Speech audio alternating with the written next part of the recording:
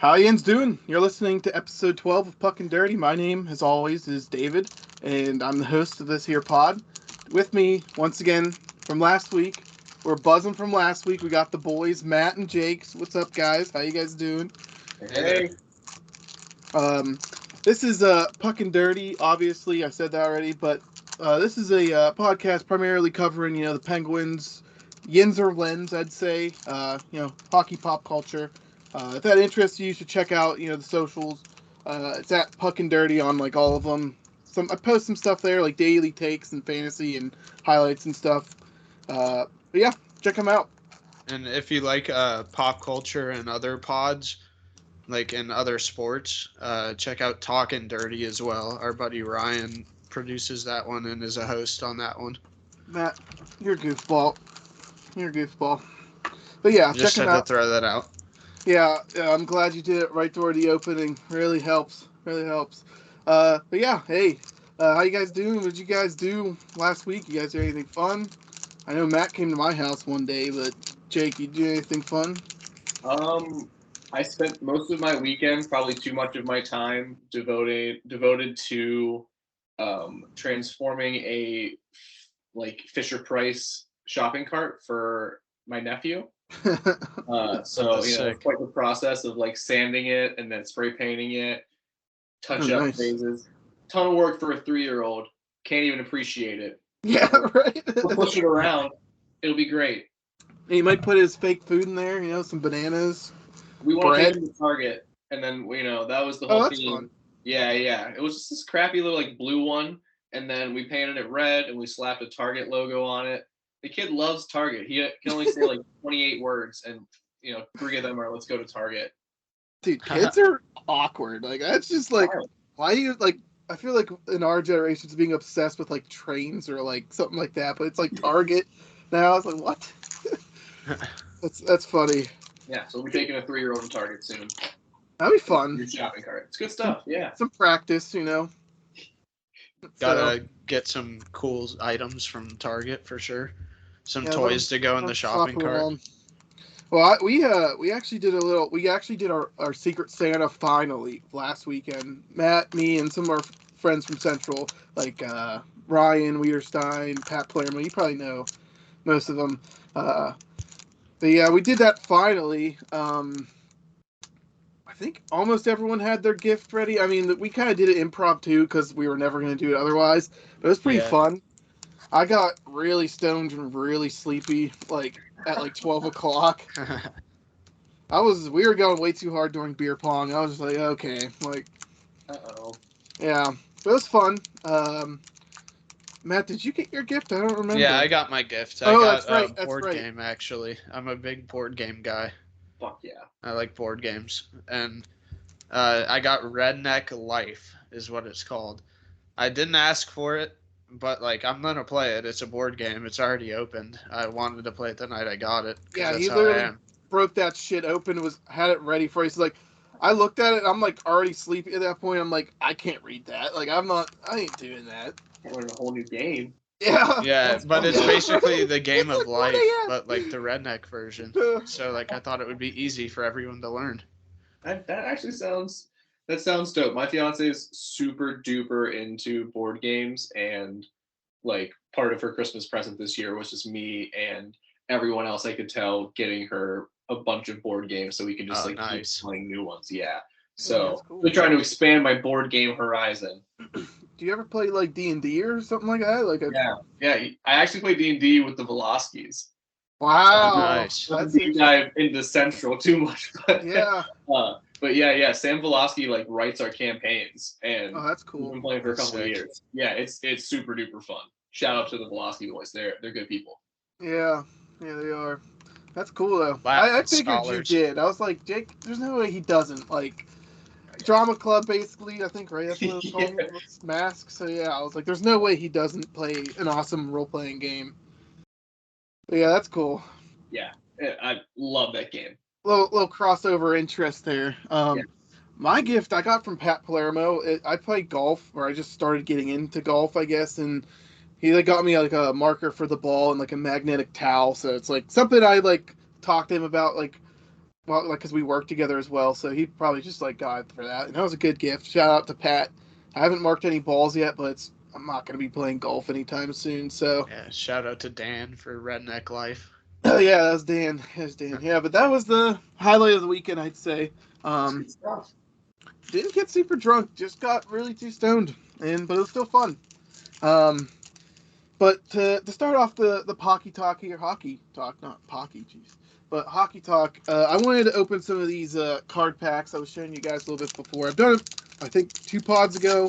Just gonna pop it open, see what we get here. Anything fun, I'll let you know. You guys want to see? Oh shit, that's actually a good card. I got Jordan Binnington. Obviously, everyone knows about Jordan Binnington. We talked about him earlier this year when he had a meltdown with the Pens, or versus the Pens. Wasn't he also a rookie that won the Stanley Cup?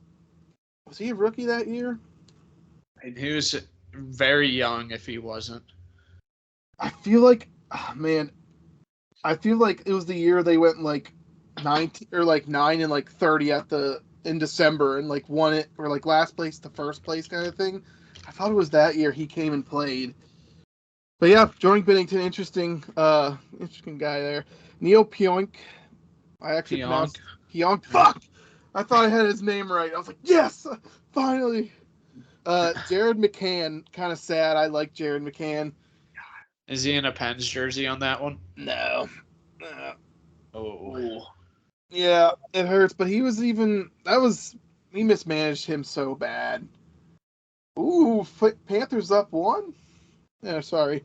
And I got a Rupe Hintz. This is like a really rare card, I'm pretty sure, with the red border. So that's kind of interesting. Rupe Hintz honor roll. Pretty interesting. Never seen that. JT Miller. I have a lot on what GMJR said. I don't know if you guys yeah. He said some pretty ridiculous stuff. Honestly, if we want to just talk about it now, no, actually, I don't want to diverge yet because I that's a long subject. I think for me, I do have feelings about that for sure. Yeah, I definitely do. But JT Miller, he's Pittsburgh, right? Pittsburgh guy. So, Freddie Gaudreau also played on the Pens in a Wild Uni. Liked him. Cappy. I'll just show you all the cards because it makes more sense. Tyler Toffoli. Did he play for the Pens? Who am I thinking of? No, I wish. Pearson. All right, second pack here. Opening it quickly here. Starting with Alex DeBrincat in a. Whoa! There you go. That's a in the sick card. Chicago Uni. Nico Doss, who I thought was a forward, but I guess he's a goalie. Yeah. Morgan Riley. Oh, that's a cool angle. Yeah, been hurt like all year. Cam Fowler. Pretty legit. I think he's actually one of the longest tenured Ducks, actually. I think I saw something. He has like 980 games played or something like that. It's like one of the most with the Ducks. I saw the first like that. couple periods last night, and Fowler looked good. He's played 811 games. I swear I saw something where he's like, for some reason up top, I'm like, that makes no sense. I feel like since Getzlaf retired and Corey Perry's not there, that might be like the active leader in a lot of categories now. So I know Raquel is like between like 2011 and 2022 before he was traded was like first in goals and like second in points on the Ducks in that span. Yeah. So like it's changing of the guard. Yeah, that's interesting. Cam Fowler is not one of those guys that you'd think would be like tenured for a long time. It's funny, I'm actually watching. I have Ducks Flyers on, and then oh shit, they already scored back. Toronto, Florida, 1-1 in that game. Sorry, Jack LaFontaine. I actually don't really know him. I don't know who that is. Yeah, I don't know who that is. Maybe he'll be good soon. Young gun. Jamie Olesiak used to be a Peng. Remember when he got KO'd by Tom Wilson? Oh my god! Put him to sleep right there. It was really scary. But I was gonna say that's fucked. I remember that now. yeah, it was I knew wild. I felt bad for him. Like I feel like we misused him so much because he's doing fine. Like Yeah. that one year he played with us, it was like his lowest stats ever. I swear. Anyway, got Charlie Coyle, and then a checklist card, which is Igor Shesterkin and Jason Robertson. Pretty interesting. Pretty good That does it. combo right there. Yeah, right now, two of the best, not best, better young guns in the league. Getting to the league now. My first little piece of news here. Evander Kane is returning tonight for the Kraken or for the Oilers against the Kraken. I think he missed 38 games. You know, how does this affect the Oilers? I think they they're in a pretty good spot right now. Like they're in the wild card spot. I I wonder, how much more scoring he can add in their lineup. They've besides their top six guys, really, they've been desperate for more scoring. So, I mean, I not think he'll pot like 7 to 10 goals the I'd rest of say the at season. least. I'd At say least. I'd say maybe even 15, honestly, because you figure he plays with McDavid like he was.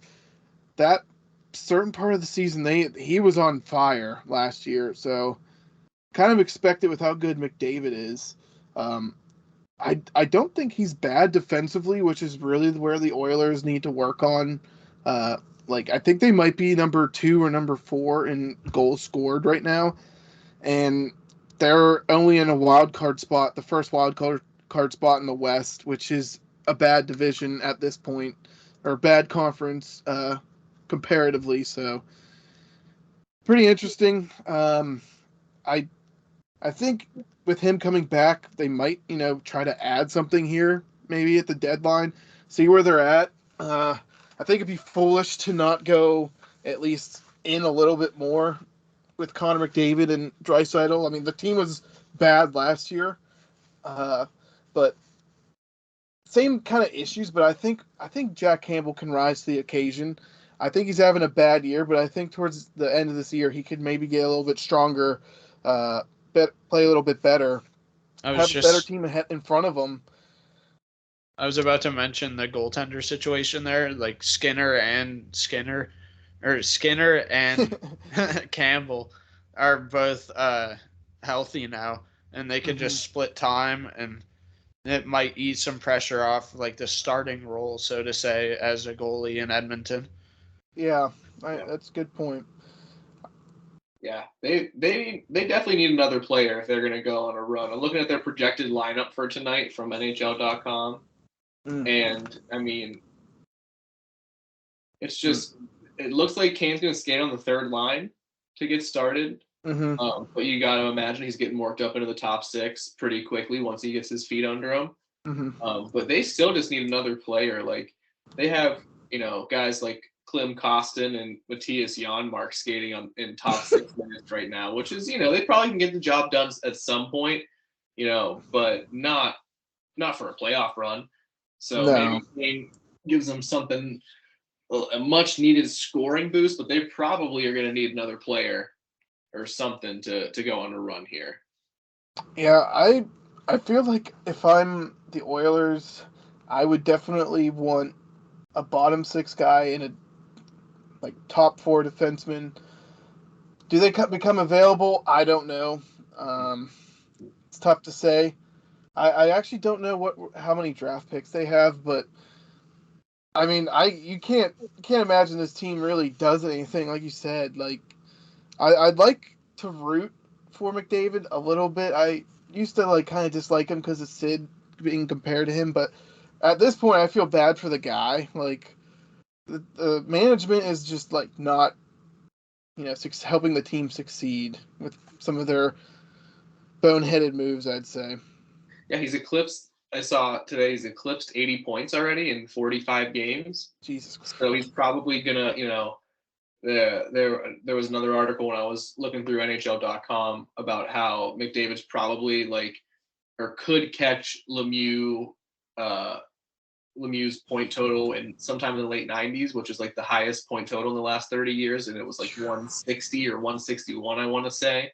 Oh, And wow. I mean, McDavid's right on pace for it. No one's really Wow. scored above 125, in the salary cap era. Kucherov got 130 or something, yeah, right? I was gonna say like maybe 130 a couple years ago. But yeah, I think McDavid's gonna smash that in terms of like salary cap single season statistics. That's crazy. Yeah, That's and, absurd. yeah. So I mean, and how do you justify not giving that team who has a player like that every piece necessary to win a Stanley Cup? Yeah, and I don't remember who their GM is, but I think they've just been a badly managed team with having so many first overall picks, and like that doesn't guarantee success, but it guarantees like building blocks. And besides Nuge and McDavid, Draisaitl, those three, I'm looking at the roster. I don't know if they drafted any of these like prospects with those high picks. Like it's just a lot of failures on the Oilers' parts there, I think. I actually got a quote from Evander Kane. He said he doesn't know if he's ever going to be at full strength, at least this season, but I feel it's as good as it's going to be for a decent stretch of time here. Like I said, I'm looking forward to getting back as soon as possible here. I'm coming back with no excuses when I do come back. So I think he's motivated. I think I would say 15 goals in 40 games is not unreasonable for him. Especially if he gets worked into those top 6 roles, like Jake was saying. And you think he gets the top 6, but he also gets that power play time. Their power play scores a lot. Like they score a lot of goals. They just can't keep it out of their net because they have Cody Ceci on their first pairing. So and Darnell Nurse, who is definitely top 4 guy. I don't think he's top 2, maybe top 2, like fringe, but he is not playing as well this season to justify his contract, at least. Yeah. Could pick apart the Oilers, honestly. But we can move on to a weird story that I read, whatever, this week is Robin Lehner was filing bankruptcy. Him and his father have a business together. Apparently, that accrued up to like $50 million in debt. But another thing that I thought was weird is that they were like defaulting on payments for their reptile exhibit or museum in Missouri, and like they were buying exotic snakes or something like that, and they defaulted on these payments. And yeah, so now he's filing bankruptcy. I think it's at up to $50 million, like, is where he's at. Really weird, honestly. Like, That is insane. and this is a dude that's injured right now on that hip injury. Not even playing in the league. He's like 3 years in on a $5 million AAV salary. So poor dude. Definitely had some issues in the past, but just a weird story to come out of the NHL. Like, not something you hear. Don't go into business with your parents, folks. Yeah. They do not. That is him, and I immediately thought of Jack Johnson. Yeah, same. Yeah. With his parents, and man, that sucks. I hope that things work out okay for him. That is tough. I don't even know how to react to that. Truthfully, that's really shitty. I know, and Yeah, that's what that I was thinking is too. I was like, unfortunate. yeah, it's just like a sad story. I'm like, so what's he gonna do? Like, I don't know if he's gonna get more than one more NHL contract, like in general as a player. I don't know if he could physically do it. I like his hip is fucked up. He's not playing this year, so Maybe that business will take off. I don't know. if they're filing bankruptcy, that's not. The terrarium business is apparently tanking. That's shocking. It was weird. Like apparently this like reptile exhibit thing was in Missouri, but the LLC that is filing bankruptcy that they own is in Nevada / Arizona. So it's just like a really odd, like, it seems like a sensationalized story, kind of like just absurd. But Yeah. yeah, thought it was interesting. Thought I'd bring it up. Moving right forward here. Kochikov, the actually I think he's considered for some Calder votes actually this year. The Hurricanes goalie got he's 10-4-5, 2.33, 9.13 save. He's getting moved back to the AHL, and it seems like once again the Hurricanes just have like the embarrassment of riches at goalie in like their system, and good for them. I think they got a great deal for what's his name, Ned. So I wouldn't be surprised if they make another move with a goalie. I like maybe one of the older ones. I feel like they could definitely part from Antti Ranta at this point. I think they actually signed Kochekov to another contract too for like 1 year for like $1 million or something like that. So kind of surprised, honestly. I mean, I guess I'm not because you have to move a player and he was waivers exempt, but sucks for him to be playing so well in the NHL and then you're like, nah, sorry. Freddie's back. Our injured duo is back, so keep you in the wings. Yeah, is this the last year of Ronta's contract? No, he signed for next. I mean, honestly, not a bad trade chip. Last year of his contract. Not a bad trade chip, in my opinion. I think he's a little injury prone, but I also think he has like 2 shutouts this year.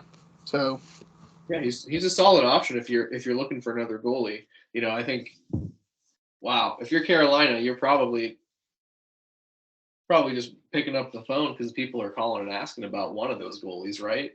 You have to imagine at that point. With 3 goalies in the system and like Carolina's a pretty good team already, they could get like a critical piece for a cup run if they dish a goaltender. Yeah, I think it's just like you got to play the guy that's probably not going to get injured too. You would probably want him on your team, so like Antti Ranta, I think definitely becomes expendable from a GM standpoint. Now, from a team standpoint, I don't know. He might be one of those glue guys they don't want to get rid of. So, why would you trade? That's why I think we're not trading Dumo. I think he's a glue guy. But, I mean, Pens are not looking great right now. But we can actually, move on and talk about that a little bit. I saw that Petrie and Letang. Petrie returned to practice. Letang was expected to return to Pittsburgh, but he got moved to IR. I think he was practicing with the team. Don't know why he's, I guess, on IR. I figured his dad's funeral stuff kind of still was lingering. Not 100% sure, honestly, but I hope he, grieves the way he needs to. Yeah, I think if I'm not mistaken, I think Sullivan said yesterday that he expects Letang to be playing in games in the next couple of days. So I think he's pretty close to returning, which will be a huge, huge, huge boost to this struggling Penguins defense. Yeah. But yeah, so hopefully he's close. And then I think yesterday Petrie was practicing, but in a non-contact jersey. That's he's getting there. Progress. Yeah. Petrie's missed 15 games, including last night's OT win. And he got injured on December 10th, so I'm wondering, what actually happened, because the initial interview with him, Quip, whatever, he said he wasn't that injured, so I'm surprised it's... There's no way he didn't break his wrist. Yeah, that's what I imagine it was. What else could have happened? I know they can't say, and it's just speculation, but, I mean, the way he went into the boards like that and the way his forearm kept moving after his glove stopped moving. Yeah. I don't know. Just seemed like there was some sort of fracture there, or and maybe it wasn't as bad as it looked. And that's what I'm hoping at least. And then, just this rehab has gotten him back. But it's, if he's been out since December 10th, it's going on 5 weeks now. He's been out of the lineup. Yeah, it's close for a broken wrist. I was gonna say 6 to 8 weeks might be a normal time period for a broken wrist. I broke my wrist in 5th grade, 6th grade, 5th grade. Right after I left St. Bart's, actually. I broke it playing football, 6th grade. Mm. Yeah. But yeah, it took 6 to 8 weeks. I had a cast all the way up to like my fucking bicep though. It was ridiculous. Yeah, but you kind of mentioned it, touched on it there. Like the Pens defense is struggling really badly. We're missing Jari. We don't really have like a safety net anymore. Kind of really need them back. Our important defensemen. I've been a big fan of Petrie for a while, and like he brings a good physical presence to the lineup, and he's smart with the puck and knows how to block and get hits. So like when he comes back, I think that'll be a big boost for that struggling D, as you guys have mentioned. And a part of the struggling D also is finding the gem that is Ty Smith right now. He's pretty sweet. He's actually leading the Pens in Corsi, which I kind of have a little thing on the Pens. I'll save that talk for later. But basically, some optimistic, viewpoints about the Pens with how they're currently playing. But anyway, we can talk about that with the Pens. I gotta mention the crackheads here for Ryan. I didn't expect him not to make it, but they were on an 8-game win streak, so he could have been partying it up today. But it was ended 4-1 last night by the Bolts. They play again tonight, but they're one of the hottest teams in the West. I like them. I like rooting for the underdog. I think they might be ahead of schedule in their not rebuild, but just building of their franchise, and I think they took the smart approach to building a team. I think there's been 4 or 5 expansion drafts now. You really can glean some knowledge, and just from other people's mistakes. Like for example, I'll say Vegas because that's the only one I can really remember for expansion drafts. Is I felt like they went and took the flashy piece from everyone, almost like the obvious kind of thing, building for the right now when they went to the Stanley Cup Finals and lost in their first year, and they might not sniff it for a long time because how they treat it. But I think not the flash and getting the best player on the free agency market.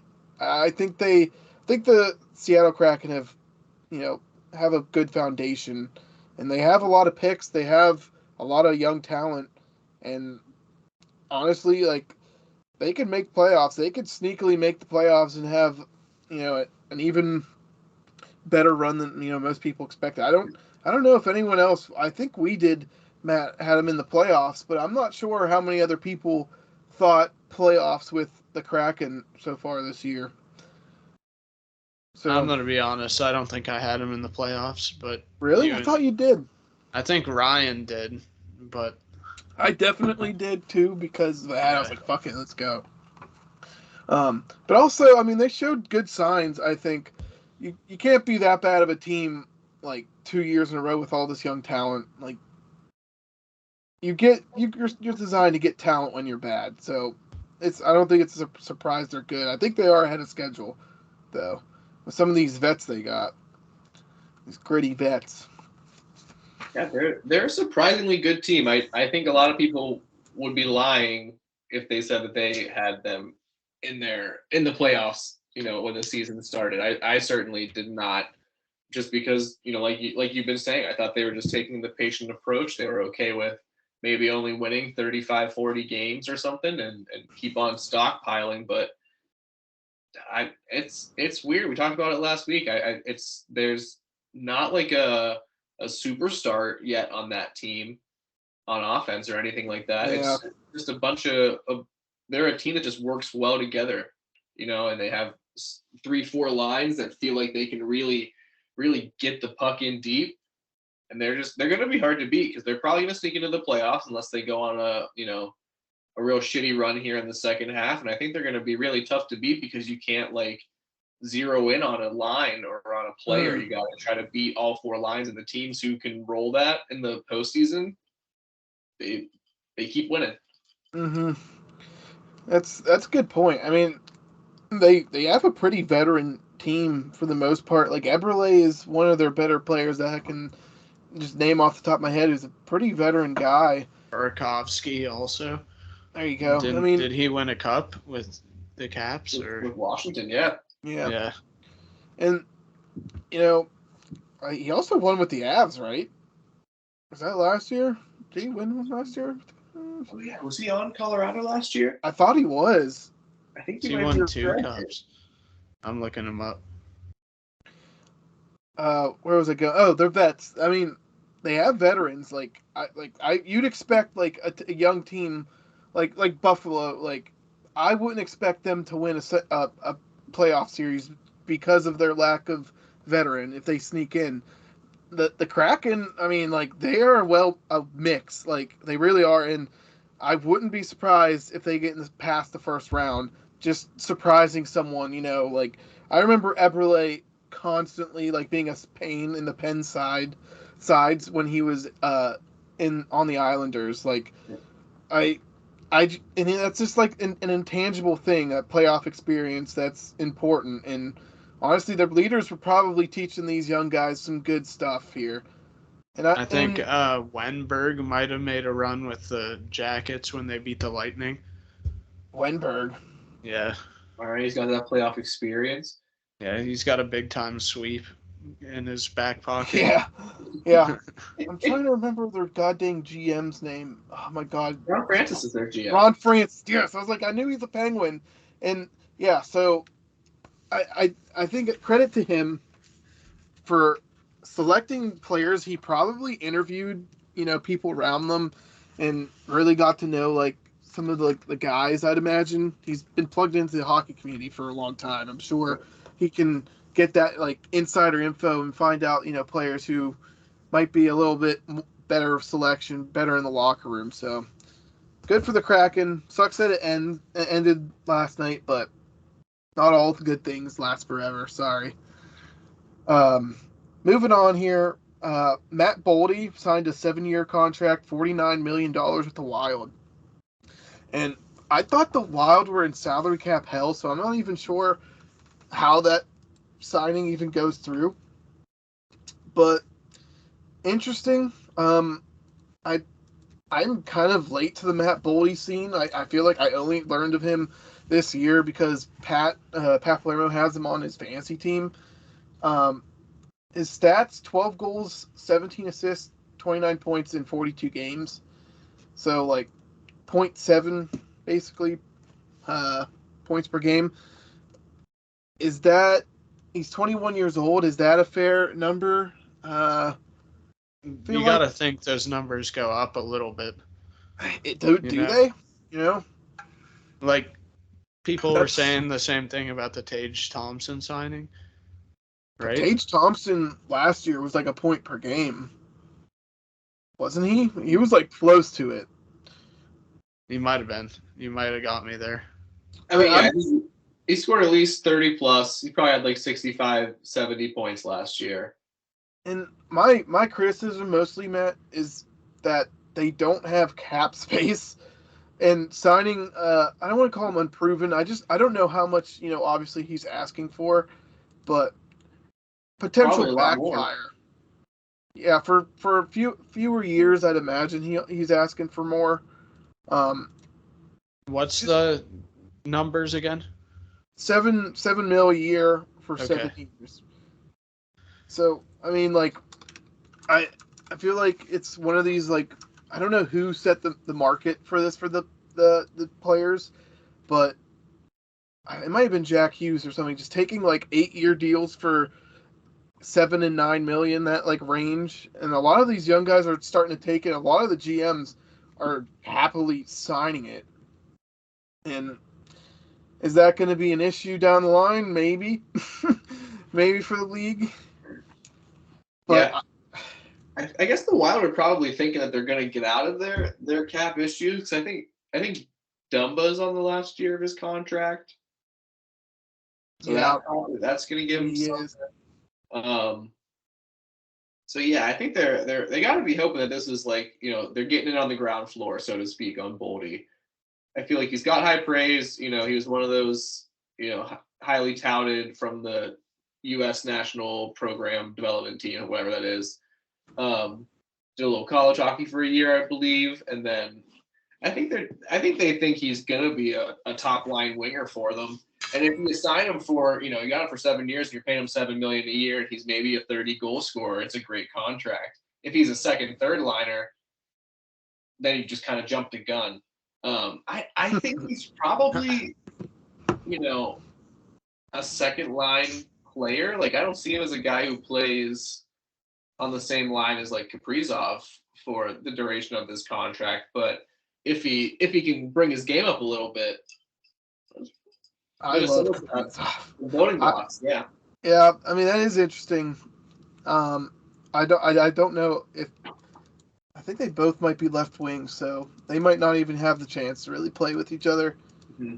No, that's that phrasing on that one. I'd say you guys watch Archer. Phrasing is no. Damn.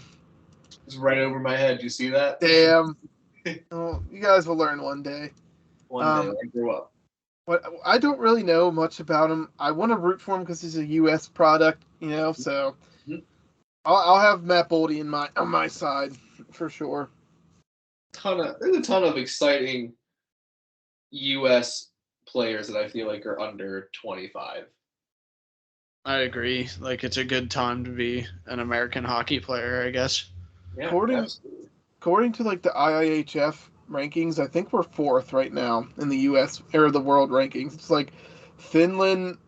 I want to say Canada is number 2. It might be number 1 with the most recent win, and either Switzerland or Czechia is number 3, and then the number 4 is the U.S. So pretty interesting. I do think the U.S. had some pedigree coming up here. I'd love to see them actually play in like a fucking Olympics where it matters.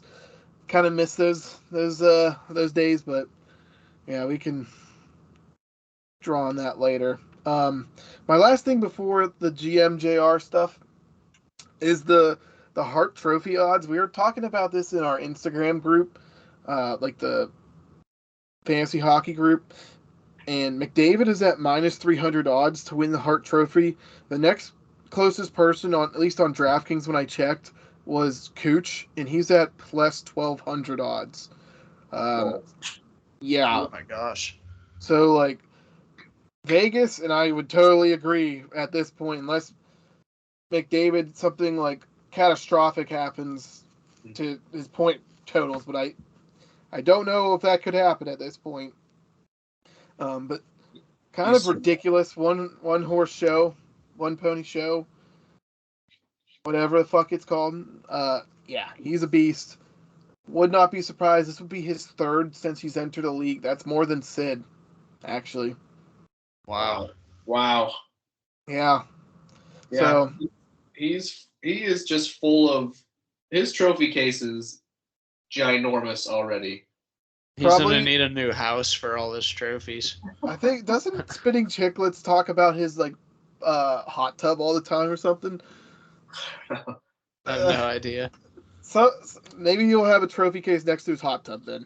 That'd be pretty sweet. Yeah, but incredible. I'm sure Sid would not trade a Stanley Cup for a Hart Trophy. So yeah, he also has some work to do. Yeah, so not really McDavid's fault there, but just saying here. Moving on to the GMJR stuff. I have a few of his quotes here. I broke it up a little bit. Kind of wanted to dissect it a little bit here and there. Jake, I know you said you saw the same article, so well, definitely some interesting stuff here. But I am going to be directly quoting him from here on. And here we go. When I came here, I knew it was going to be a big challenge, and I thought we were going to have minor surgery. And he's talking about the team, the Canucks. Have I changed my position? Yeah, we have to do major surgery between now and the start of next season. We're going to have to make some changes. So, major surgery, what does that mean in your eyes? To me, that's Probably one of my best players, maybe a coaching change. Maybe both. Probably both, I'd say. Dave, do you have queued up in your line of quotes his specific quote about head coaching and Boudreaux? I got Bruce is our coach, and that's the way it is today. Yeah. Yeah. He also talked about, he said he had made calls, didn't say to who, and didn't say that he was looking to hire a coach, but said that he had made calls to people that basically could be head coaches. Mm. So, I mean, the best thing about JR has got to be how transparent he is. He loves to talk via media. Oh my God, yeah. I hate it, honestly. I hate it when he was on the Pens. For the Pens. Now it's like, okay, this is interesting hockey stuff to talk about. Mm-hmm. He loves it. He thrives on the thrill factor of being a GM. But yeah, I think it means that he's, I think Boudreaux's getting fired. It's just a matter of when. Yeah. I think he knows it. JR knows it. Hockey world knows it. Yeah, I saw getting traded for sure. I saw for coaching change that Talkett is a possibility. Penguin connection there. Kevin Weeks said it, and I would trust Kevin Weeks with a lot of hockey insider info. Yeah. And yeah, I think that's interesting. I think we can dissect even more into this with some of these other quotes, but I do think head coach Boudreaux is going to be out probably around the deadline, if not sooner.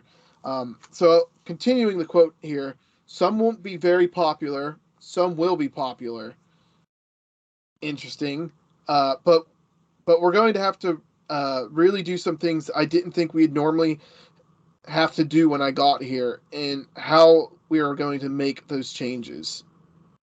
What did he think he was gonna do when he got to Vancouver?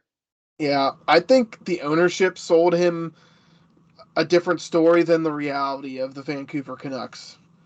Because if you ask me, I don't think they were going anywhere close to a Stanley Cup.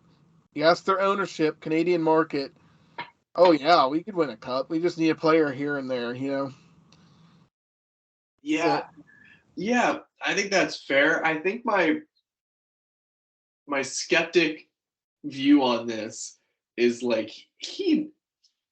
he got hired in December of 21. Yeah, I think it was. They were not a Stanley Cup contender then. No. I think they were aware of it, but they weren't ready to kind of sell the farm. They had time to kind of feel it out. They still had Horvat under contract. They still had Pettersson.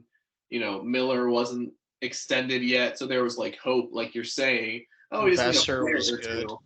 But now they're I don't think they're that much of a different team now than they were when JR took over, and they're just bad. They just need, they need to retool is not the word. They need to rebuild.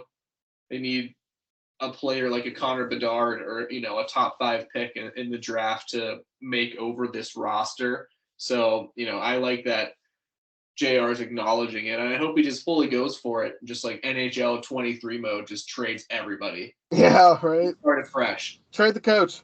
Trade for a bag of pucks. I mean, yeah, I do agree. How bad were they before he got Boudreaux got there? So it's like they were bad last year, and the coach kind of saved it where they went on a crazy streak, right? So it's I don't know what they were really thinking, and I feel like it's been like this for probably the last 5 or 6 years. When they started with adding JT Miller, when they traded Tampa for him, that was when I was like, oh, they really think they're kind of like a Stanley Cup winner here. They think they might actually have a chance, and then they acquire Oliver Ekman-Larsson, and I can't remember the other dude's name. Clayton Keller? Connor Garland.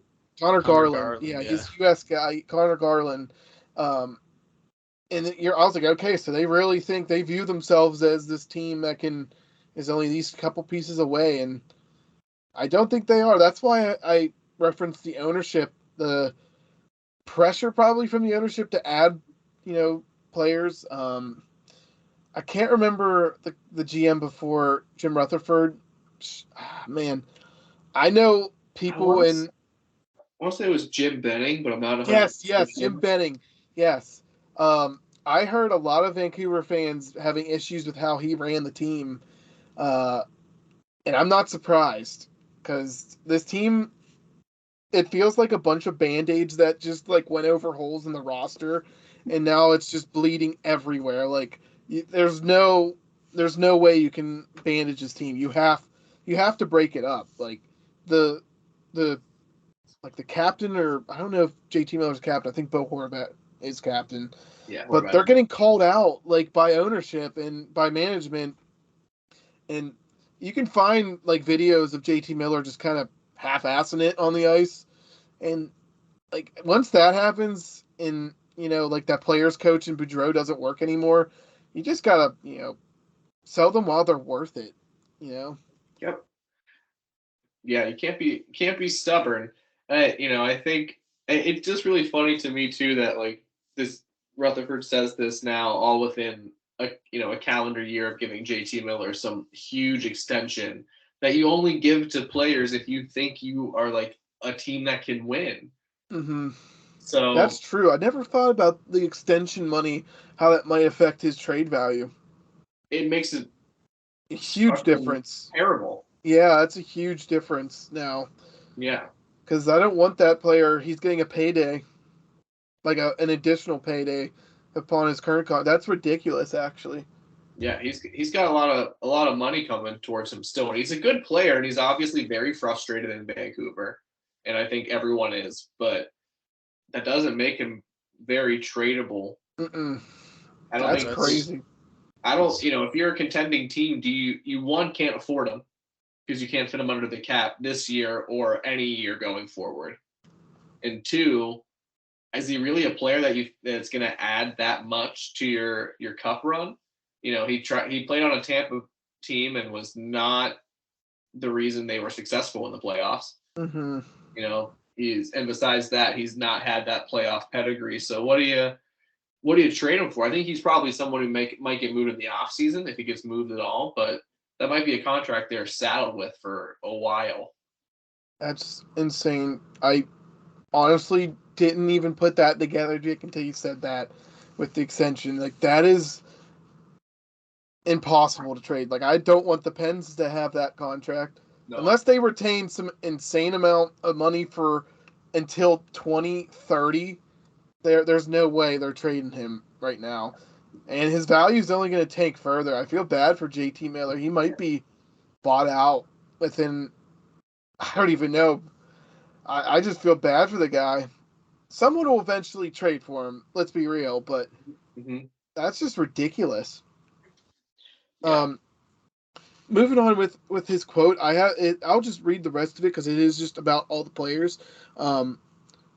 Quoting him here, we I believe have taken our best shot, in the contract on the table for Bo right now. I think is a fair for what he's done up until this year. He's talking. That's their captain here, but certainly under market value for what he's done this year. So we're in a pickle here. He's had a career year, a career run, and he's looking for his money. He deserves it. I don't blame him. We have a lot of good players here. I actually had this conversation with the team at our opening dinner. I talked to the team about how we have a lot of good players, but do we have a team? And we've never come together as a team. And what a team is to win at all costs. That's a really weird sentence. And what a team is to win at all costs. I don't know what that exactly means. That's a direct quote. You can't just be happy to live in a beautiful city, get paid a lot of money, and come to the rink and just play and go home. There has to be attention to details. There has to be accountability. So I think that kind of throws way more shade on the players than what they might deserve. I think the players see the writing on the wall. I think they see that what we're saying is true. They want the team to be blown up, but hockey teams aren't just, feelings. It's a business. So the Vancouver Canucks don't want to sell the farm. They don't want to, have empty seats. they want to sell tickets. They're a Canadian market. They're one of the bigger markets just in general because of that. I thought, the accountability thing's kind of interesting. I don't see any blame of him putting on himself. He's saying accountability players, well, it's like, dude, now that I see JT Miller with this extension money, it's like, dude, you didn't really do a smart job either. Why didn't you, wait a little bit further into the season before offering such a crazy extension? Pedersen's probably he's probably gonna stick around for a while, but I think Horvat has to go. He's on his 1 year left. Besser you gotta get rid of Horvat then. Yeah, if he has 1 year left on the contract, you could get at least a first round pick out of that. Besser has 3 more years on his contract. So I don't really see anyone else really being prime target for moving.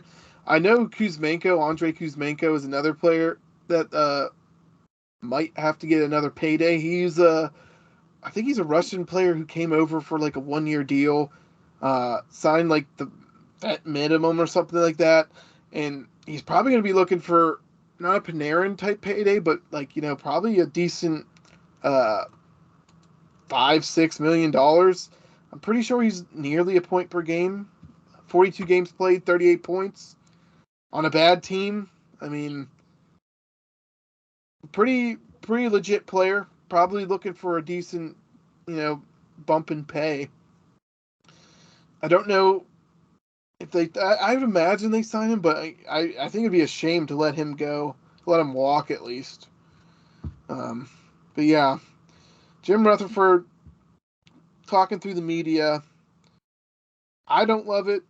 I do like that Tocchet might have a job. I feel like he's been passed around quite a few times. I don't really understand why. Bad teams, maybe. Arizona was just a bad team. When he was head coach. I liked him on the Pens. I thought he was a good coach. Great assistant coach. Yeah. Maybe head coach is a little too much for him. I don't really know. Maybe. He's not really coaching now. He's on TNN, right? So right. TNT, yeah. Yeah, so kind of interesting. That Vancouver team's so bad. I look at their roster right now and their contract situation. Mm-hmm. If I could have any player off the Canucks, though, it would be Horvat, probably. He's putting up 30 goals this year. He has 48 points. He's one of the surprise point leaders in the NHL right now. I think Besser has 30 goals too, or something like that. I would. Maybe it's Horvat I'm thinking of actually. Yeah, Horvat definitely has 30 goals this year. I think Besser's kind of Besser has 9 goals and 26 points. Not bad, but yeah, definitely I think he's been struggling to find that consistency that he had when he first kind of burst into the league. But yeah, he's signed for a couple more years too. It's probably a little overpaid if he's only going to be a 20-goal scorer, but he's only 25. Oh yeah, he's young. Yeah, Pedersen's got a couple more years too. But besides that, I think Connor Garland might be a guy. As we talked about him coming over with Ekman Larson. But if you're not going to win, Garland has 4 years left or 3 after this season, and he makes less than $5 million. Makes $4.95 million a year. Solid guy, can move throughout your lineup. I think if you're looking for someone that can get you, a higher draft pick, maybe someone who's actually helpful for your farm team, then you gotta pull the trigger. I think it's pretty clear that this Vancouver team needs to just kind of acquire assets in the future rather than trying to make, repair this very fractured team that they have. And we'll see. To kind of sew up this dissection here. He said something that caught my attention is some won't be popular, some will be popular. He's talking about this surgery, these trades. What would be a popular trade for this team? What would have the fans in a positive manner is what I'm thinking. Like, who do they Trading move? trading JT Miller probably. I think that would be their best case, but I think the case that we laid out, I don't think they can. I don't think they can trade him. I think won't be popular. Bo Horvat, their captain, getting traded. I want to say maybe Boudreaux or Bruce Boudreaux might be unpopular. He's usually well liked wherever he goes. I know they were chanting his name at one point, right, for the Canucks, like the fans at some of their games. I don't know, last year. So I don't think. I think he would be another part of that very unpopular kind of side of it. I'm not really sure for the popular side.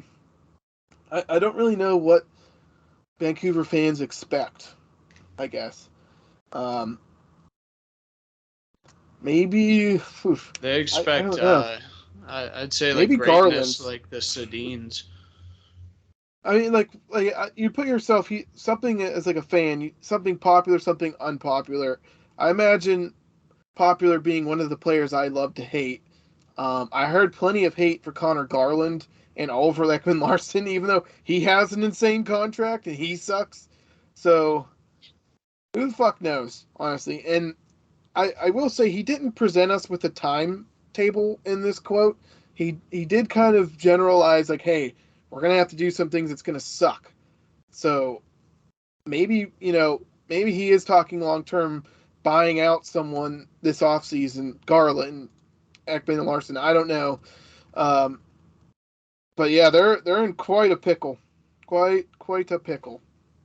Yeah, I think they're trending downward, and it's not a lot of signs it's going to change direction anytime soon. No, that is for sure.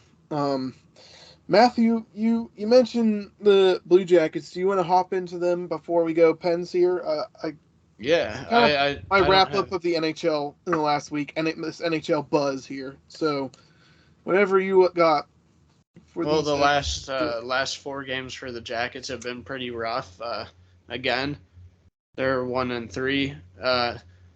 They lost to the Lightning, the Hurricanes, and the Rangers, and then they beat Detroit. They were up 4-0 in that game. Patrick Laine had a hat trick. Things were looking bright. It was Boone Jenner's first game back, and I put money down that they would win that game, and they did. But Detroit gave them a game close to the end of that one. I don't know if you guys caught it, but No. they were up 4-0 and only won that game 4-3. So that gives me some nerves going into tonight. Puck probably just dropped on the Jackets. They're playing in Nashville tonight. And then Thursday and Saturday, they have Anaheim and San Jose at home. And they finish off this 4-game streak in Calgary on Monday. And I think they're going to go 2-2 this road trip. I'm probably being a little hopeful. Or not road trip, but just 4-game trip. I'm being hopeful that they're going to go 2-2. I could see them losing to Calgary and then tonight in Nashville. But the Ducks and the Sharks at home, like the cannon is pretty intimidating for the Blue Jackets, and like visitors always got a problem with that. The fifth line will be there strong now that football season's over in Columbus, and I think the Jackets, like getting Boone Jenner back, that was huge. Do you guys have anything on Columbus? Are they better than the Pens? No, not yet. They beat Detroit. Points. They went up 4-0 and beat Detroit. We went up 4-0 and lost to them. So that's true. A vacuum. I'm just saying. I mean, is CBJ going full tank for Connor Bedard in this draft? I mean, they gotta probably have the best odds right now, right? Them and the Chicago have the 2 worst records. I'm pretty sure right now. Tell you what, I'd rather Bedard go to Columbus than fucking Chicago. Me too. Let's go. I hope so. Here. Just get a new team in there and get their first Stanley Cup. Like, that would be awesome. That's all a man can wish for. Bedard will just hate Columbus and want to get traded away. Yeah, probably. Right. He's like, man, this smells like cow shit. Would be How, like, sweet Max- to go to a playoff game in Columbus. Yeah. Oh, that would be awesome. Like how Max Domi said Columbus is like a shithole, basically. Didn't he say something like, now that I'm in a good city like Chicago, my family wants to visit me? Yeah, that's what he said. Poor Columbus. They Wild have, take. But They- a bright spot in Columbus, like dude, Johnny Gaudreau, he's almost at a point per game. Roslovic, he has one more year after this one on his contract, and he's been putting his heart out there for the Blue Jackets. I'd like to see him get extended for the Jackets as like a second, third line center type of guy behind Jenner, and then hopefully maybe like some great center that just stumbles upon the Blue Jackets. hey, But- draft is a good way to get your players. Sucking is a good way to get, good players. It's And not to suck in the NHL. yeah, There's a very big reward for it. the players just keep getting better. I will say between Jackets and Chicago, Jackets have 2 games in hand and only 2 more points than the Hawks, so this really is a race to the bottom with these two guys, or these two teams. Yeah, and even if the Jackets don't get that Bedard pick, they got like at least 8 million, maybe 9 million in expiring deals this offseason. So that could be 1 or 2 good players. Players that they might end up trading for more draft capital. Yeah, if you really think about it. it's They might have that money sooner rather than later.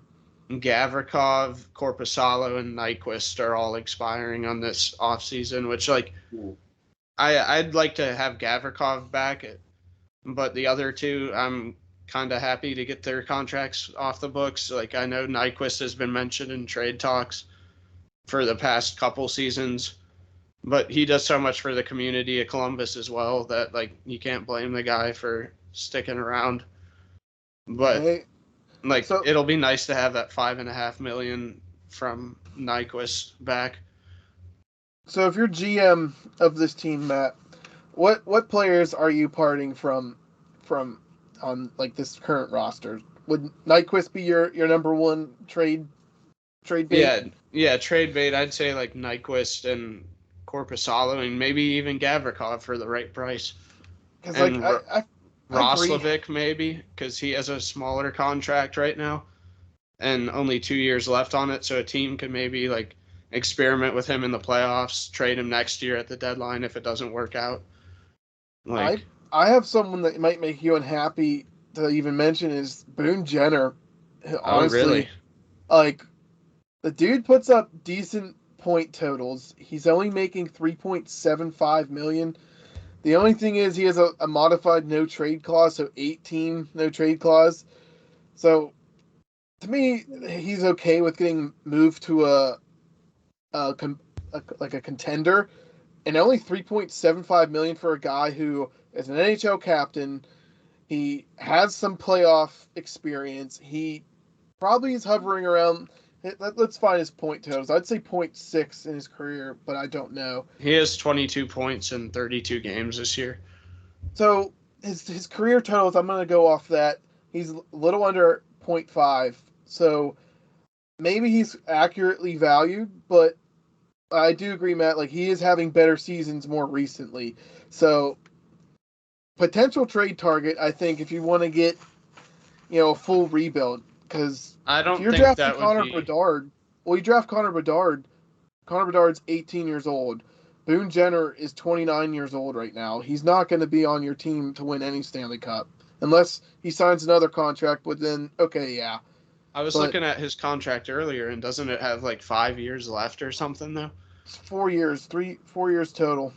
Okay, because like 3.75 is pretty good for a second line center who wins a ton of draws. I'd say third line. He's probably on the third line. Like that's Jeff Carter money, and I'd rather have Boone Jenner than Jeff Carter. So Retweet. yeah. So I think he's paid a great price, probably a hometown price. So trading him might be like a fuck you to him. Yeah, I wouldn't want to get rid of Boone Jenner. And that's why I said it might be unpopular, but if you like trade players at their peak value, this is a prime candidate for that. I'm not saying And he won't be on the team to win a Stanley Cup because they're never going to win a Stanley Cup anyway. But I assume the window he kind of is not in their window for a Stanley Cup, being 29. Maybe towards the end of the window at all opening, yeah, I'd have to agree with you there that he might not be in the window for a Stanley Cup because like their core right now of young guys is all around like 19 to 21, Mm-hmm. and like when they're like 25, 26, when they're in their like primes, hopefully like Boone Jenner will be not the captain anymore and he'll be an afterthought in Columbus. Yeah, I mean, I could see him playing like a bottom six role in those years, but at that point, if Columbus doesn't achieve much in the next 3 years, I figure he wants a chance to win a Stanley Cup. Probably won't be traded this year, but honestly, a very interesting piece, I think. Uh, In the future for the yeah, Jackets. yeah, very interesting piece, especially if he can get, like right now, 0.6 points per game, like that's pretty legit. I'd take that on the Pens I'd take that on any of the top or bottom three lines, basically. And he's that gritty guy. Like I feel Yeah, like he plays on the edge. he's always driving to the net, getting loose pucks, all that good Blocking stuff. shots, hitting people. Guys that win Stanley Cups are those type of players, So So maybe it would not be a good thing to get rid of for the Jackets if they are trying to win the Stanley Cup. well, yeah, but they're not going to win one in the next 3 years, and who knows what happens 3 years from now. I think Yeah, he's an interesting chip in a trade, though. At least definitely. I'll good agree with you player. there. I'd give him a good player status. But yeah, Matt, you got anything else for your CBJ boys? No, that's it. Just hopefully we'll hear that cannon be firing. Hopefully we'll hear that cannon be firing, mateys. Blue Jackets or Pirates? I don't know. The swashbuckling Blue Jackets. I love Yeah, that's hilarious. Um, Moving on to the team that we all care about, the Pens here. Last 10, they're 3-6-1. Really only beaten teams in the bottom third of the league during that stretch. Their current goals for and goals against per game, 3.21 goals for, 3.02 goals against, which is a huge tick up from the beginning of the year. At one point, they were at like 2-4, 2-5, 2-6, and now like allowing 3 goals a game. And just like for that average to increase, that means they probably were letting in more than 3 in that stretch, like bringing up the average. But I think the special teams aren't much of an issue. They're performing like close to the league average in general. With like you add them both up above 100s, like okay, they're at like 102 percent basically. I think it's 82%, 83% penalty kill, 20% power play, which is a little bit below. But I feel like the power play is one of those things that just hasn't been addressed since we lost Hornquist and Kessel. And the guys that like really made that 2016, 2015, those teams special. I would love to see the Pens add a type of player like that. I'd love to see the Pens add Boone Jenner, honestly. Um, yeah, Pens can't. No way. I don't know. I don't know how he feels about the Pens, but I don't think they'd trade for Boone Jenner. Don't even think he's really available. But with that being said, I think addressing that should be part of their philosophy going further in the season. The Pens get a lot of power plays. I mean, they're one of the more disciplined teams as well. They take fewer penalties. They also have fewer penalties called for them, so maybe there's a correlation there. But they should be one of the best teams in general, I'd say, on paper, on the power play with the talent they have. I really do think they lack a guy that's big enough to clog up the front of the net. I think, and this is going into part of the advanced statistics I wanted to talk about the Pens. They so how familiar are you two with advanced statistics in general? I've talked about them before. I'm not that familiar with them. And I'm not gonna bore you with explaining everything about them, but um, I was looking at some of the advanced statistics about the Penn season this year, and it kind of led me to be a little bit optimistic. And I think it's why the power play might be underperforming a little bit. It's a little bit winded, so bear with me here. Um, I'm taking 5-on-5 analytics here. The Pens are outchancing opponents according to these advanced statistics. There's scoring chances for, so like you guys know what scoring chances are, basically between the two dots, that lane. Basically is a scoring chance, getting it in that shooting towards the net, not necessarily hitting the net, hitting the post, going beyond the net counts as a scoring chance. Um, they're outchancing opponents, and they also have more high danger chances for them as well. So 51.4% scoring chances for the Pens, 54.6 high danger chances, meaning in like that blue paint area, where you should be putting shots in. Um, I was looking into these stats today, and I saw that the Pens have a 9.1 high danger chance finishing rate, basically scoring rate. So when they get these chances that are like you get are prime chances to score, they're putting it in under league average. The league average is 10%.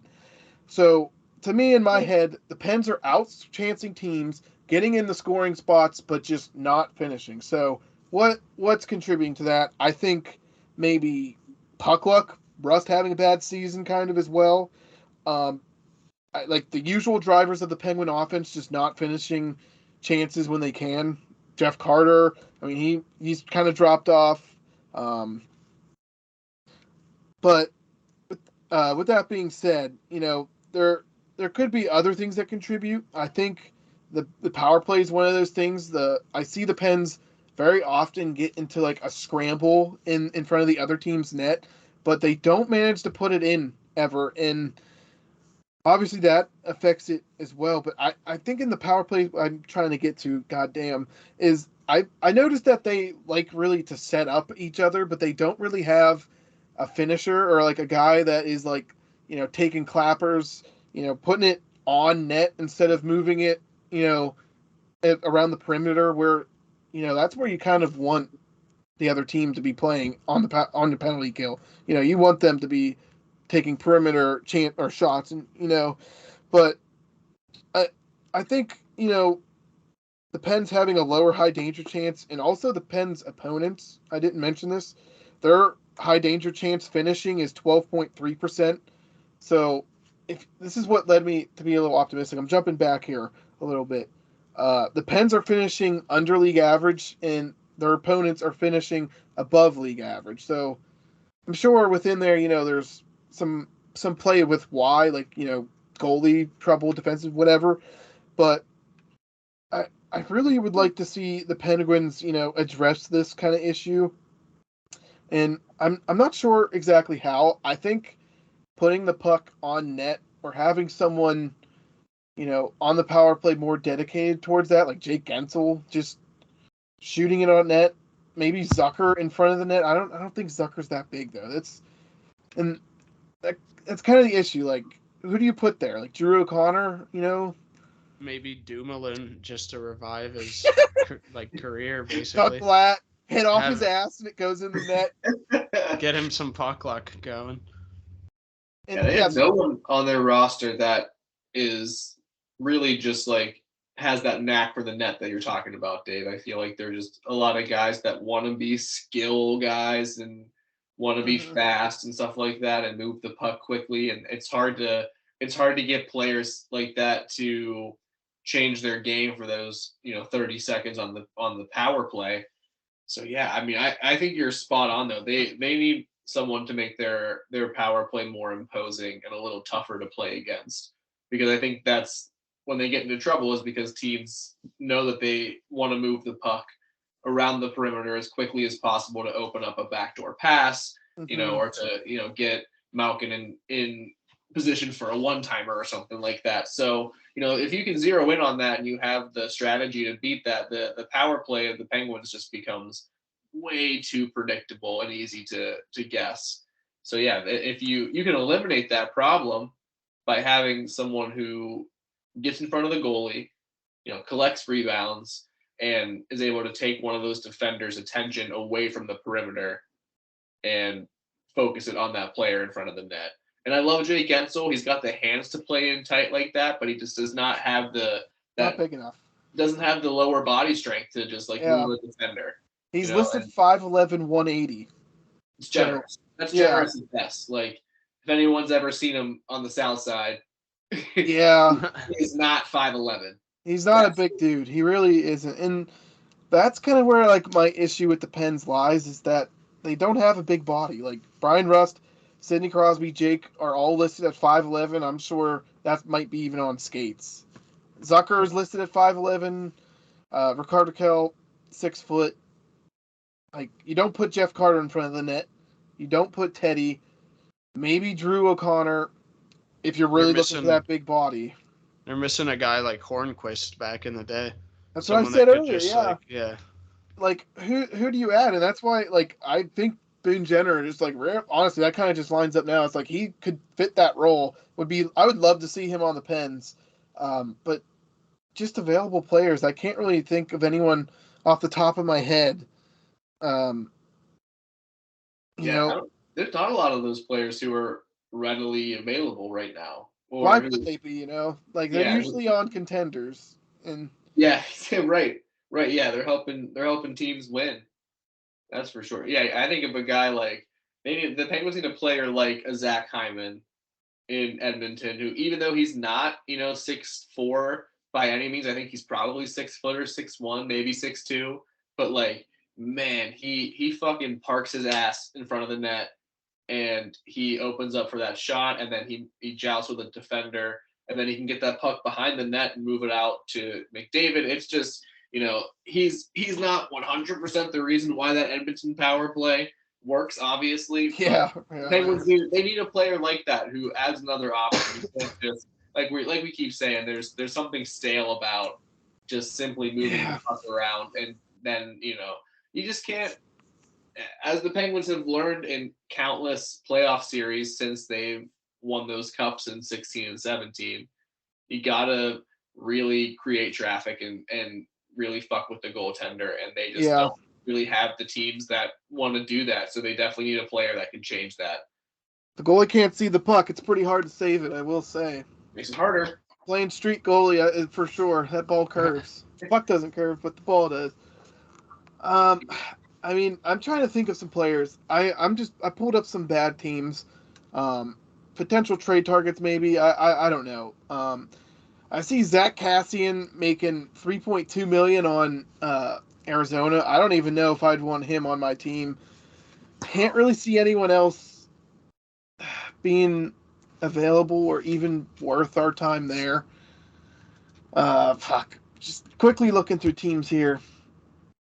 I was watching Anaheim pretty closely, last night, and they're not very good, but they definitely have players who are bigger. Maxime Comtois is a player I was thinking. I couldn't remember his last name. I remembered Maxime, but I think he could be a potential trade target. $2.07 million. Weird number, but probably a qualifying offer or something. Yeah, it's weird. It is weird, but so potential guy, kind of young, might not want to get rid of him. He'll be an RFA as well next year, but I wouldn't mind seeing him. What's that? I know he struggled in Anaheim the last couple seasons, but I mean he's young. You got to imagine that there's a lot of players like that who in a change of scenery, they can play better. It's like a hockey swap, hockey trade. Like Alex Galchenyuk, I remember, we kind of hockey swapped with him. I can't remember exactly who in that trade, but the Pens, that is, and sometimes you just need it. Galchenyuk didn't work out for us. I might have been for Perron, actually.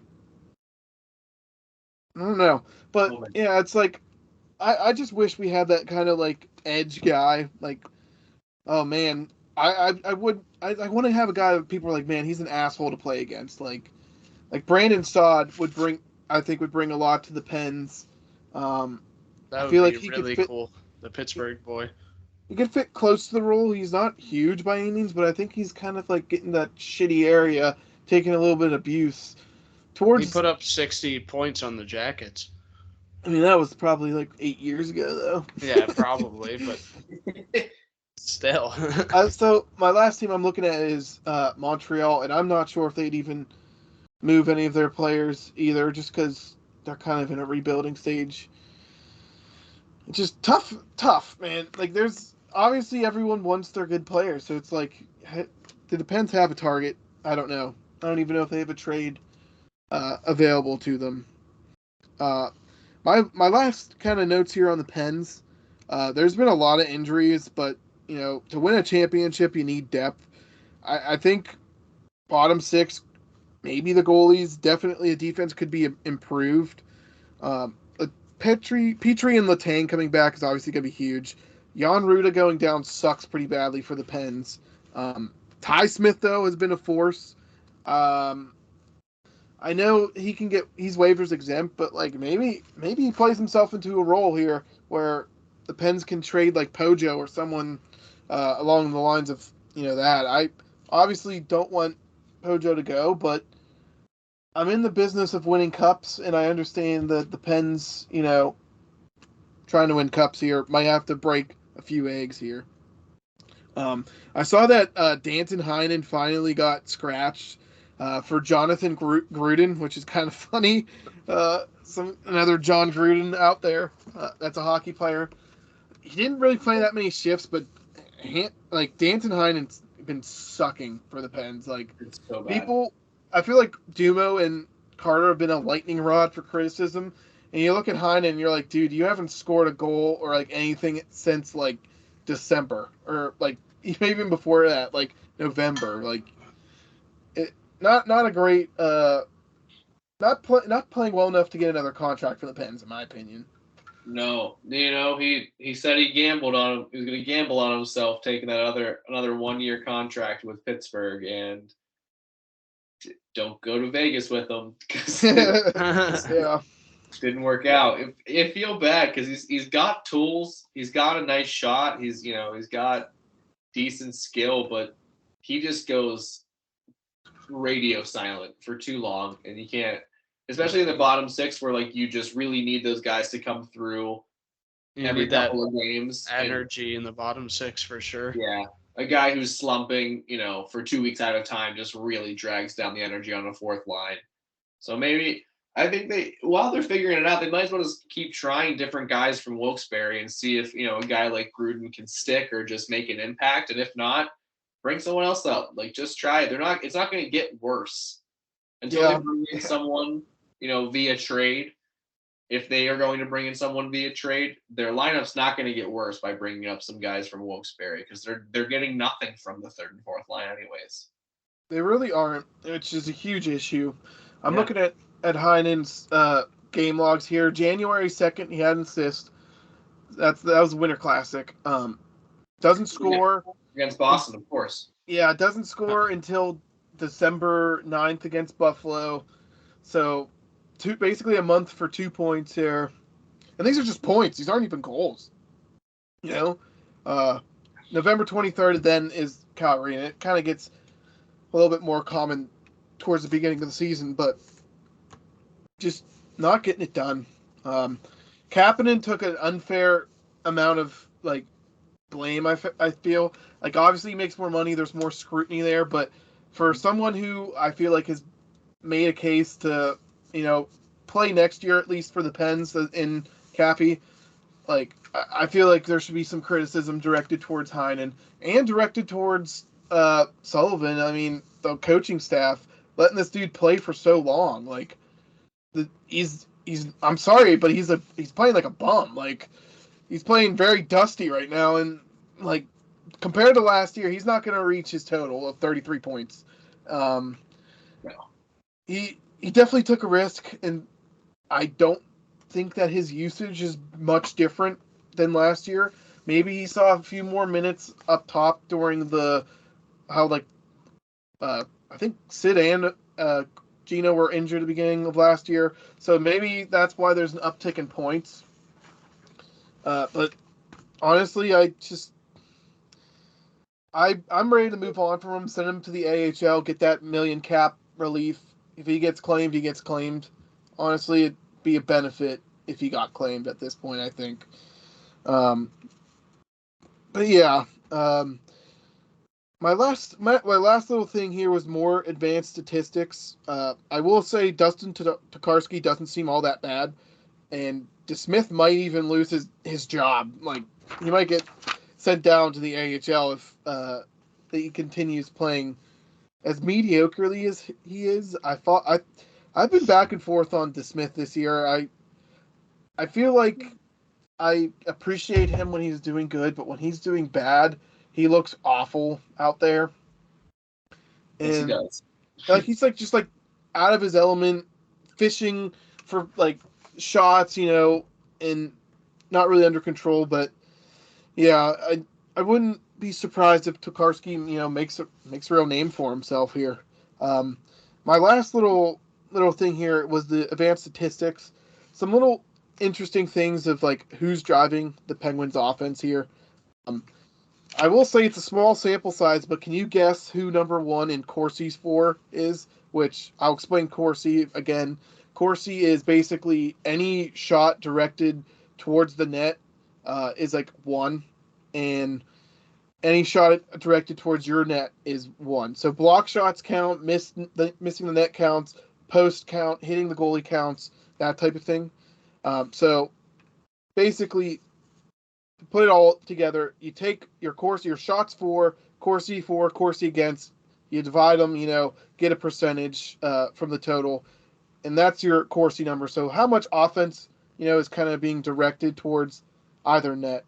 That being said, small sample size, but will you guess who do you think is number one on the Penguins right now for basically driving the offense? I would guess Zucker, or small sample size makes me feel like it might be Ty Smith or something like that. Since he's gotten called up, but it is Ty Smith actually. Yeah. Interestingly enough, his Corsi 4 is 59.7, which is pretty high. So that means when he's on the ice, 60% of the shots in the game are towards the opponent's net. And he's a defenseman, so that means I actually think block shots might count against Corsi. I might need to look that up again, now that I think that. But regardless, it's a measurement of driving the offense. I will say you can skew these for sure. So power play minutes, no penalty kill minutes, that kind of skews it. I'm not even going to mention the bottom person because he barely played, but can you guess the bottom person for the Pens in Corsi? Jeff I will Carter. say no, not Jeff Carter. He's barely above this player. I'd call this player our defensive specialist, Teddy Bluger. Sorry. He's actually the lowest in Corsi at 42.2%. And I think that's obviously heavily influenced by, blocking shots, and you're on the ice. You're, for PK. Playing in the defensive zone, basically. Yeah. So more of a defensive specialist. And then it's Brock McGinn, then it's Jeff Carter. Yeah. And then Paling, and then Chris Letang at 47.4. And obviously this is kind of an interesting just random advanced statistic, but very subjective to being skewed, just by situational moments. Zucker is number 4, 53.7.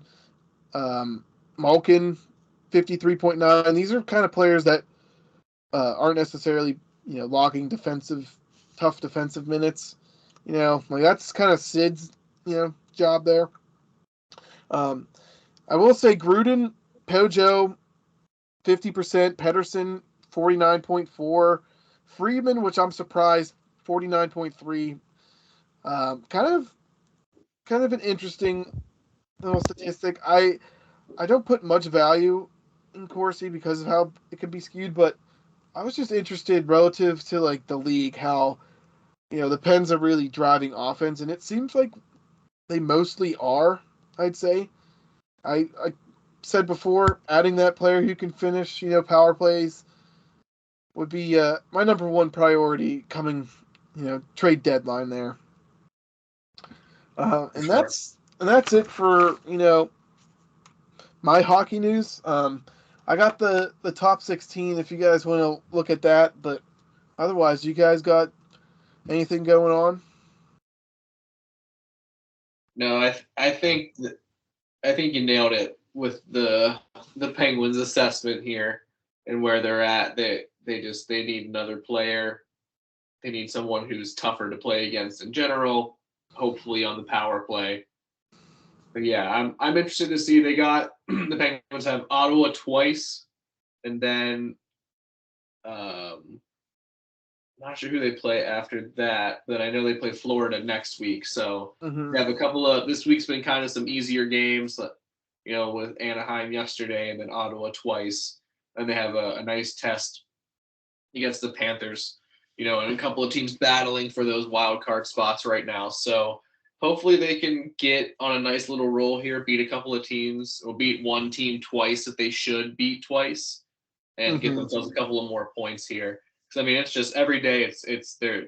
It seems like it's Penguins, Panthers, Islanders. Someone's dropping in and out of that wild card race. So Panthers are kind of surging now that they're yeah, more healthy. So yeah, not surprised. can't afford to drop these points at this point in the season. It's already very costly to be dropping 3, 4, 5 games in a row. So hopefully the Penguins can avoid it, and hopefully they get rewarded with some sort of player here in addition to moving up the standings. And kind of crazy that they've gone on two separate lengthy losing streaks and they're still in that realm. Yep. But yeah, we'll see where they land. I really hope they add a player. I'm gonna start sharing the thing. Let me know. Is it popped up there for y'all? Yep. Okay. Basically power rankings, if they move, there's a number there. Boston number 1, Carolina 2, Toronto 3. I don't think I've moved these guys in a while. I mean, do I need to make an argument? I can make the same argument probably every time we talk here. Some teams surging though, Winnipeg and New Jersey. New Jersey's actually number 3 in the league in points. They kind of slumped a little bit, but they're now on a 5-game winning streak, 29, 12, and 3. Once again, looking legit. I felt like people were kind of like down on them when they started losing a little bit, but like, is that much of a surprise? The league it's a long season, and these are the dog days of the NHL season right now. These January to like February-ish games, like these next few weeks are considered some of the crappier days for the players, at least.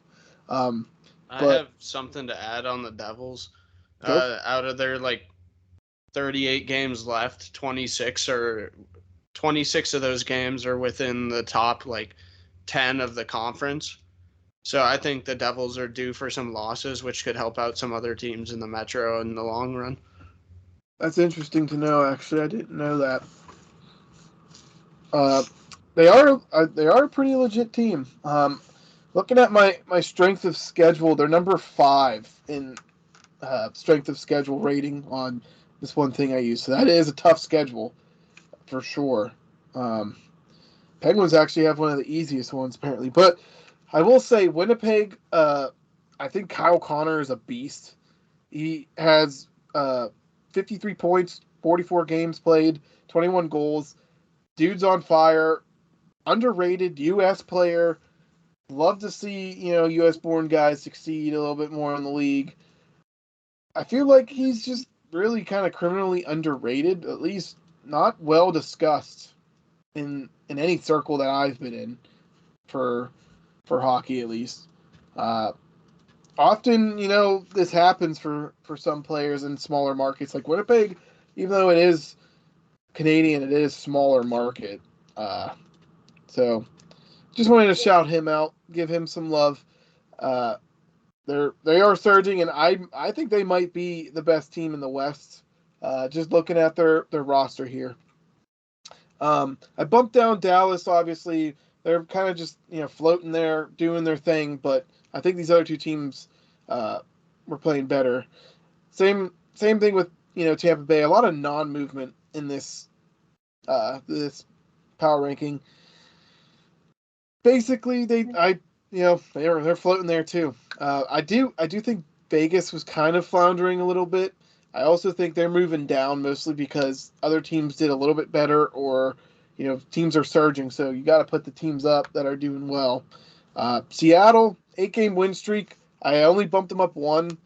I think they're pretty far behind in the standings. I would love to see where they end up. I think they're going to be a wild card team, and I think in that spot on the power rankings, that's like wild card, maybe third in the division, sneaky third. We'll see.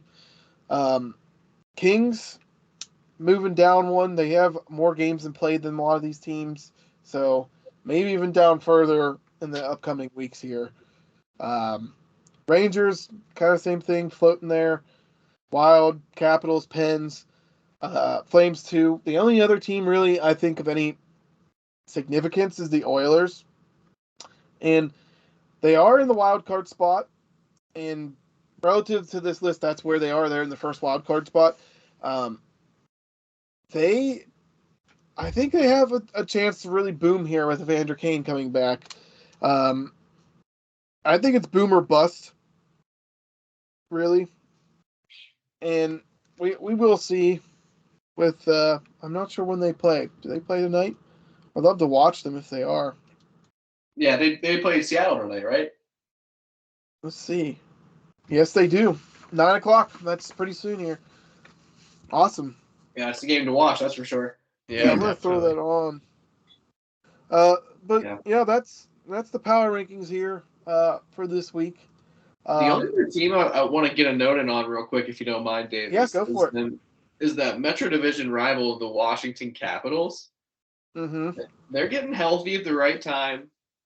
They started off real slow.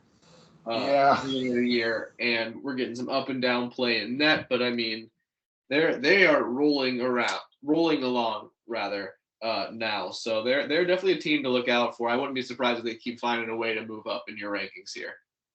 And that's a sad thing because I was very, very bearish on them. I didn't think they were a good team this year, and they're proving me wrong. That's for sure. And getting healthy at the right time is important in the NHL. You just put a guy on IR for the entire season, and then come playoffs, you can just play, and then you can play, what is it, $18 million over the salary cap, and it's a fair game. It's all wooey.